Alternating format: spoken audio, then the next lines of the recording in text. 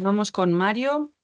Mario Castaño Otero es graduado en Lengua y Literatura Españolas por la Universidad de Santiago de Compostela y actualmente está realizando el máster en Estudios de la Literatura y de la Cultura en la misma institución. Hoy nos presenta una comunicación titulada Violencia y opresión en torno a la identidad, la figura del charnego en Últimas tardes con Teresa de Juan Marse. Mario, tienes la palabra. Muchas gracias. Bueno, me sumo a los agradecimientos de mis compañeras, en primer lugar, tanto a los organizadores del Congreso como a vosotros por estar aquí a estas horas. Yo voy a abordar aquí brevemente la cuestión de la identidad charnega y su configuración en relación al espacio en Últimas tardes con Teresa de Juan Marcé. Me centraré sobre todo en el primer capítulo y abordaré la identidad y el espacio como categorías sociales a través de las cuales se ejerce una forma de opresión. Por si hay alguien que no conozca el concepto de charnego, este era el término despectivo que empleaba la burguesía catalana para referirse a aquellas personas que llegaban y se establecían en Cataluña, provenientes de áreas en general rurales y pauperizadas, donde no se hablaba catalán y que por tanto utilizaban el castellano como lengua vehicular en Cataluña. Bien, Últimas tardes con Teresa es una novela publicada en 1966 que narra el deseo y la lucha por el ascenso social de Manolo Reyes, conocido como el Pijo Aparte,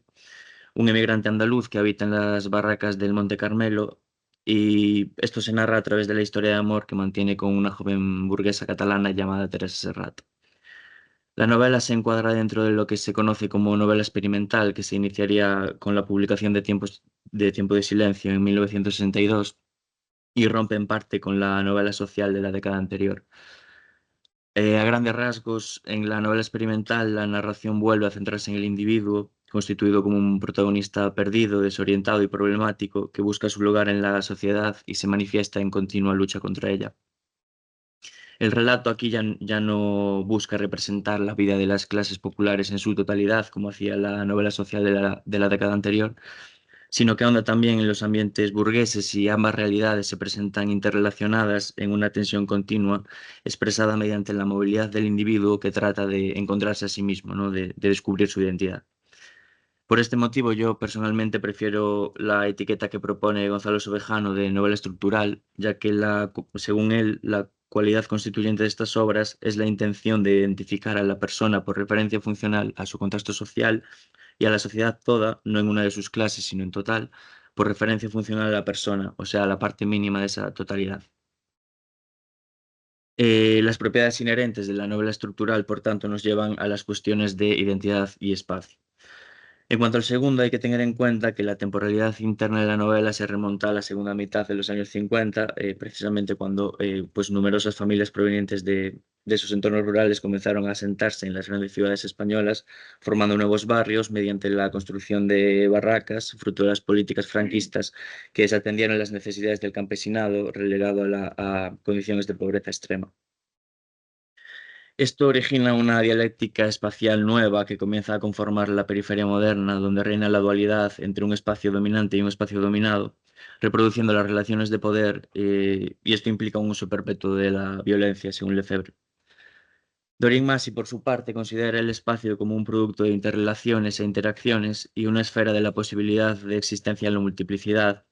donde coexisten distintas trayectorias que hacen posible la existencia de diferentes voces. En ese sentido, para la autora, la identidad y la interrelación se constituyen juntas, siendo el espacio necesariamente parte integral del proceso de constitución de subjetividades políticas y también un producto del mismo. Si el espacio es producto de interrelaciones, la constitución de identidades y subjetividades también lo es. Es decir, la identidad no es algo fijo e inmutable, sino que tiene un carácter relacional que se traduce en términos de pluralidad y de reconocimiento de las diferencias. Así, si en el periodo de posguerra comienzan a crearse nuevos espacios urbanos, se crearán también nuevas identidades. Estas cuestiones de identidad y espacio se condensan en la frase que da inicio a la novela, que comienza diciendo: hay apodos que ilustran no solamente una manera de vivir, sino también la naturaleza social del mundo en el que uno vive. A continuación, en este primer capítulo se nos presenta al protagonista, el Pijo Aparte,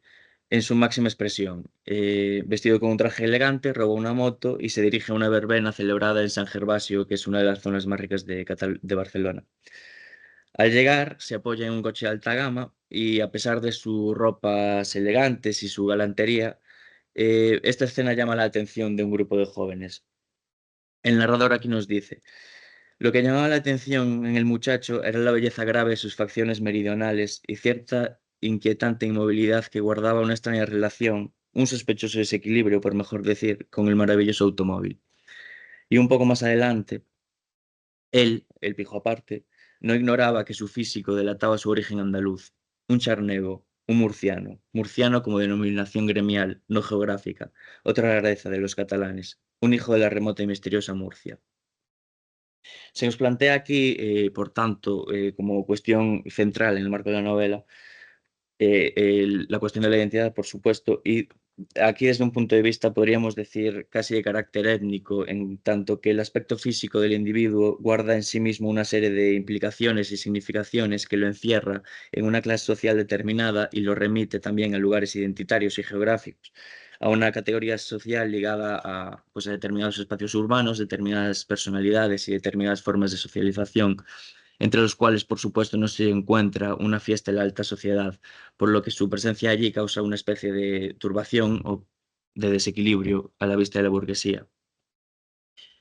Esta diferencia se materializa efectivamente cuando el pijo aparte se adentra en la verbena. En esta fiesta, el protagonista conoce a Maruja, una chica a la cual él identifica como una joven de clase alta. Bailan, se besan y él procede a hacerse dos Cuba libres, uno para él y uno para ella.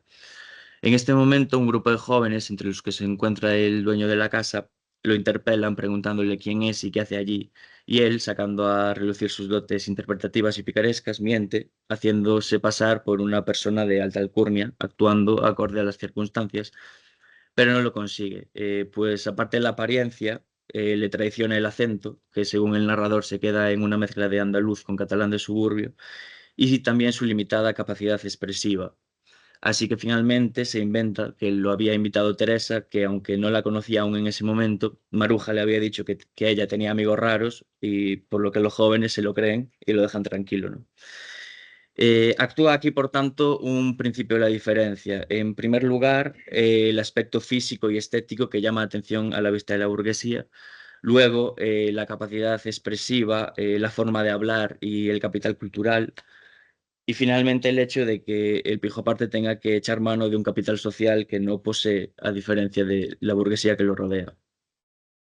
Este pasaje constituye, como digo, el primer capítulo de la obra y a su vez es la presentación del protagonista, ¿no? Él se nos presenta haciendo lo que realmente acostumbra. El pijo aparte, su trabajo, digamos, es robar motos para venderlas por piezas, en principio, aunque también las utiliza para desplazarse por la ciudad condal, y se dedica también a colarse en eventos de la alta sociedad con el fin de seducir a alguna muchacha, ya que considera que es la única forma de ascender socialmente y esto es realmente lo único que lo mueve, ¿no? Pero lo realmente relevante e interesante, creo, de este capítulo es el hecho de que el pijo aparte no se nos presenta en su contexto social, en su entorno, sino en un espacio ajeno y burgués, en una relación de oposición con respecto a otros individuos que se perpetuará a lo largo de la novela y que sirva al narrador para insertar la cuestión de la identidad charnega y ponerla en primer plano en el marco de la obra, definiendo así al pijo aparte desde la alteridad, ¿no? Como el otro.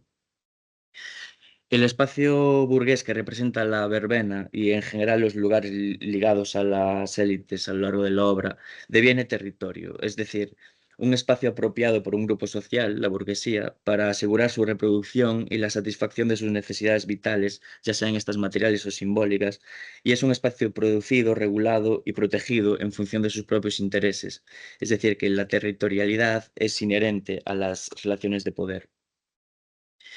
Este primer capítulo lo elegí también precisamente porque realmente es casi un resumen de la obra en su conjunto, puesto que esta realmente se puede resumir como los intentos del Pijo aparte de ascender y establecerse en la burguesía catalana. Manolo Reyes realmente, el Pijo aparte se percibe a sí mismo como un sujeto libre y poderoso, se tiene realmente en alta estima, pero esta visión choca frontalmente con la realidad de la sociedad catalana, especialmente con la alta burguesía a la que él ansía pertenecer, pero es una posibilidad que se le presenta negada debido a su condición de charnego y él realmente lo sabe y por eso rehúye en parte esa condición.